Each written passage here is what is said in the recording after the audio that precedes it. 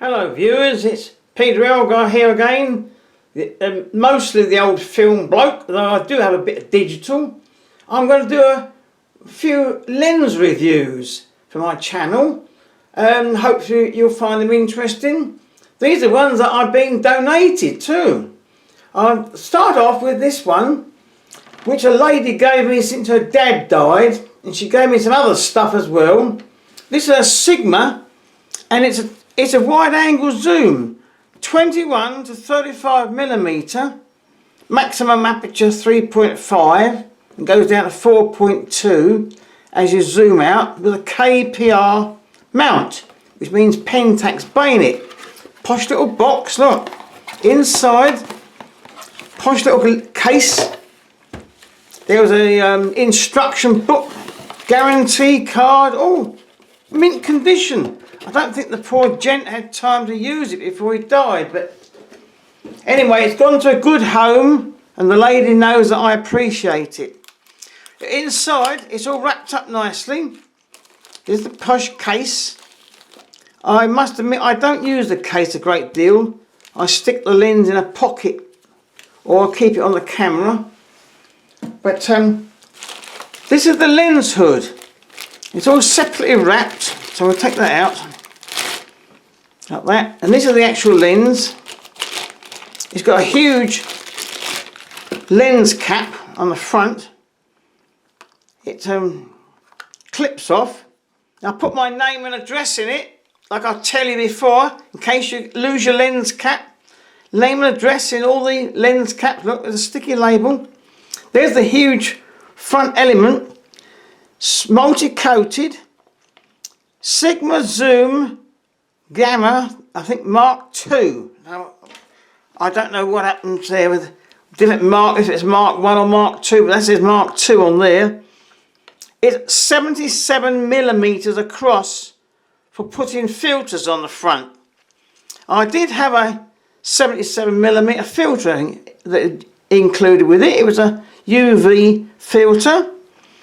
And let's look at the lens. Look, the Sigma brand was well known for their sticky mounts and focusing rings, but now they've changed it. It's no longer that dreadful rubberized stuff which from the 1990s used to go sticky. This is much better improved now. This is the zoom action as a push and pull zoom action.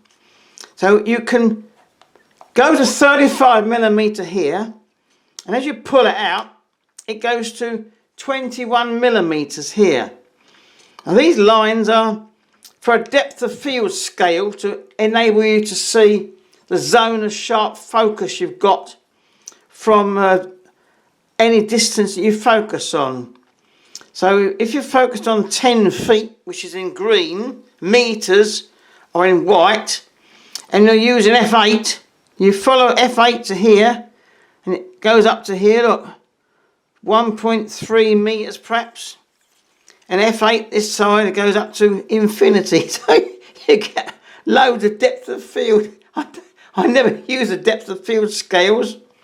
The R is an index for focusing change if you are using infrared film. So if you've got ordinary film, you focus on 10 feet, and if you load with infrared film, you have to put your aperture, your focus into R there. Now we can't get infrared film much nowadays anyway. These are the apertures from 3.5 on a click stop to f22 plus A. Now A is automatically indexing for cameras with a program setting. So you put it to A, you can put your camera onto program setting and it will do everything for you. Now I'll show you how we mount it. This is my SF7 I've just got. That was sent to me by a member of the PENTAX user forum for the price of the postage. A white dot to red dot there. And there we are. It's on securely now. Just be gentle with it. You mustn't false lenses or you'll end up breaking them. There's your zoom action. Twist it for focusing, looking through your viewfinder. It's not automatic focus, but you do get a tremendously good depth of field. And with A, when you switch on your camera, now unfortunately this one doesn't have a battery, so you can set your camera to program and it will set the shutter speed and the aperture for you. But I very rarely use the automatic indexing here. I usually use it on aperture priority here, say 5.6 and f8. That's good enough for most subjects. You get a tremendous depth of field. Now, what can I say about this lens at 21mm? I have used it, but only occasionally at the moment because it's fairly new and the weather's been so bad and I've had so many hospital appointments. I haven't got any prints I can actually show you taken with this lens at the moment. But I've got just a couple, and the edges of your frame are straight. That means to say you've got a straight edge of the buildings on both sides. They don't bow out like a fisheye. The lines are straight. It's a rectilinear wide angle lens. And then the only thing is it's a bit huge. When you're walking around outside, it's a bit huge. You bang it on the lens hood. That way round, there we are. There's a little index here to show you which way on to put it. That's how the lens hood goes, a petal lens hood as it's called. It can't be very deep because it's such a wide angle lens. It would cut off, it cause you vignetting if you had a very deep lens hood. But that suffices. And being multi-coated, I find it doesn't give any flare. But I haven't used it a great deal at the moment. But it is quite a useful little lens to carry around for street photography. And you don't usually have to focus much. You can just guess, put it on 10 feet and f8 and you get everything sharp right through to infinity. And that's quite useful. So there we are. That is my first little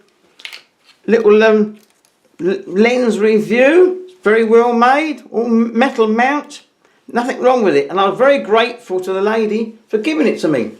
So if you want to see some more, please remember to subscribe to my channel and you'll be able to get information when my next video comes up. Thanks for watching this one.